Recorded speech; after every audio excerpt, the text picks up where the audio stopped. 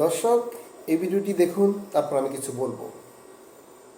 এক packet condom দিন তো, এই যে টাকাটা।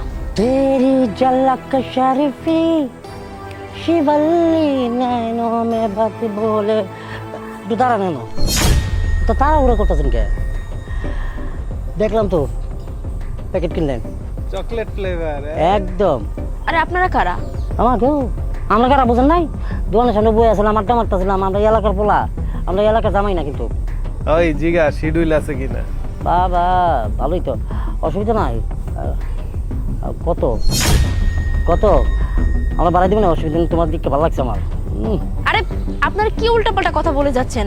দেখুন, আপনারা যেরকমটা ভাবছেন আমি সেরকম মেয়ে না। হ্যাঁ হ্যাঁ হ্যাঁ হ্যাঁ, আমরা নিজের চোখকে দেখলাম তো আপনি সেরকম না। প্যাকেটটা কিনতে পারছেন? ওর বাবারে, চকলেট ফ্লেভার। অসুবিধা না, ওটা আরেক পার্টির জন্য তো। ওটা ব্যাগে রেখে দেন, 2 প্যাকেট লয়ে দাও। যা চুপ করুন আপনারা, আপনারা কিছুই জানেন না। এই প্যাকেট নিয়ে আপনাদের সমস্যা, তাই তো?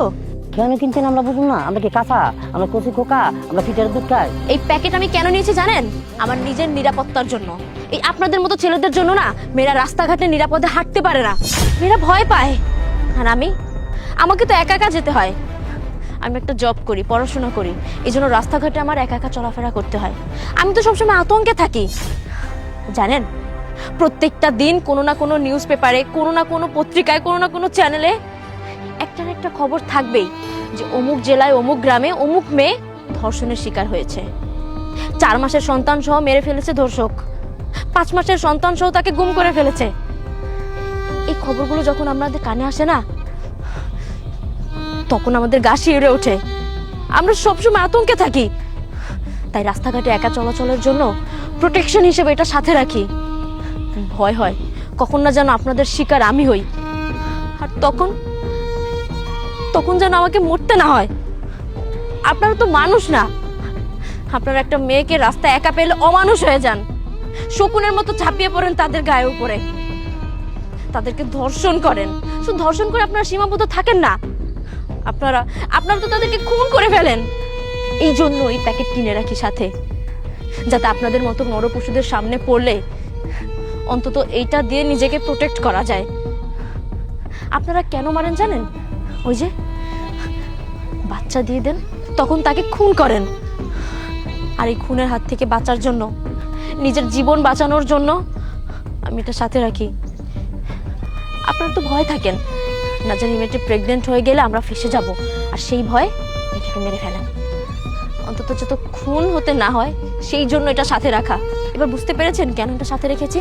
আপনারাও খোঁজ নিয়ে দেখুন, আপনাদের মা বোনরাও হয়তো তাদের নিরাপত্তার স্বার্থে এই পন্থা অবলম্বন করে। তাদের ব্যাগেও গিয়ে দেখুন, 2-1টা প্যাকেট পাবেন।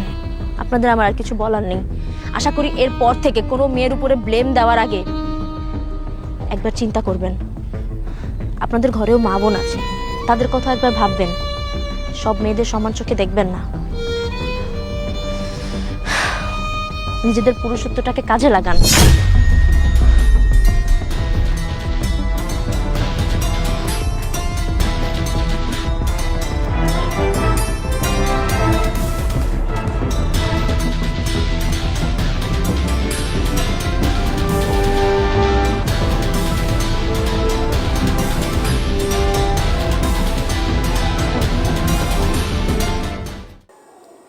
শুনুন দর্শক, আপনারা এখন তখন ভিডিওটি দেখলেন, আপনারা চিন্তা করেন বর্তমানে মেয়েদের কি ক্রাইসিস আছে। আপনারা দেখুন, সে কারোর বোন, কারোর মেয়ে, কারোর সন্তান, এইভাবে তারা ধর্ষণের ভয়ে তাদের রাস্তা চলতে হয়। আপনারা দেখুন, আজও সরকার এমনকি কোনো মানুষ নিরাপত্তা দিতে পারতেছে না মেয়েদেরকে। মেয়েরা কত কষ্টে আছে। মেয়েটা তো ধর্ষণকে সে ভয় পায় না, সে শুধু বাঁচার জন্য, সে জীবনে টিকে থাকার জন্য সে একটা কন্ডোমের প্যাকেট তার ব্যান্ডি ব্যাগে রাখতেছে। কেন জানেন? যেন এমন পরিস্থিতি পড়ে যায়, ধর্ষণ হইলে হোক, তারপরও যেন যে সে তার জীবনে বেঁচে থাকতে পারে, যেন তাকে মেরে ফেলা না হয়। কারণ অনেকে ধর্ষণ করে, ধর্ষণ করার পরে বাচ্চা হবে, পরে ডিএনএ টেস্টের কারণে ধরা খাবে, যার ফলে সে কী হবে, সে আবার কোনো এক সময় ধরা খেয়ে দিতে পারে, এমনকি জেলও দিতে পারে। এই কারণে কী করে, এখন ধর্ষণ করে তারা একদম ডাইরেক্ট মেরিয়ে ফেলে।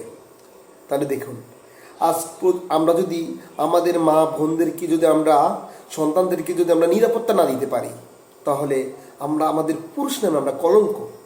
তাই আসুন আমরা সবাই মেয়েদের নিরাপত্তা দেওয়ার জন্য চেষ্টা করি। প্রতিটা মেয়ে, কারোর বোন, কারোর সন্তান, আসুন আমরা সবাই সচেষ্ট হই, সামাজিকভাবে সচেষ্ট হই এবং সরকারের দৃষ্টি আমি কামনা করতেছি।